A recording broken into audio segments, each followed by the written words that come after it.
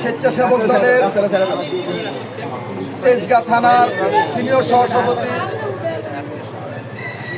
সাবেক ঢাকা মহানগর উত্তর স্বেচ্ছাসেবক দলের 5 জন সিনিয়র যুগ্ম সাধারণ সম্পাদক, সাবেক ঢাকা মহানগর উত্তর স্বেচ্ছাসেবক দলের দুইবারের সাধারণ সম্পাদক, 26 নং ওয়ার্ড জনতার কাউন্সিলর মরহুম আজিজুর রহমান মুসাব্বির ভাইয়ের সহধর্মিণী ও তেজগাঁ থানা বিএনপির যুগ্ম আহ্বায়িকা সুরাইয়া ভাবি আপনাদের সামনে সংক্ষিপ্ত বক্তব্য রাখবেন। আসসালামু আলাইকুম। আজকে আওয়ামী লীগের প্রতিষ্ঠাবার্ষিকী উপলক্ষে আওয়ামী লীগ বিরোধী আমাদের এই মিছিলে আমরা তেজগাঁও থানা বিএনপি সহ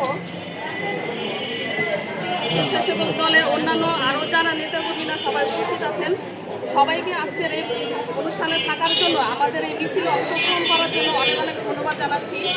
আপনারা সবাই জানেন আমার স্বামী আজিজুর রহমান মুসাফির আওয়ামী লীগের আমলে যেভাবে রাজপথে থেকে প্রতিহত করেছে, ওদের বিরুদ্ধে লড়াই করছে।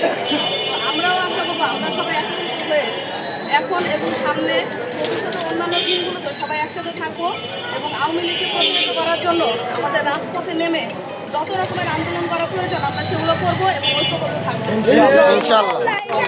একসাথে থাকবেন, ঐক্যবদ্ধ থাকবো এবং আন্দোলন সামনে চালিয়ে যাবো। সবাই অনেক অনেক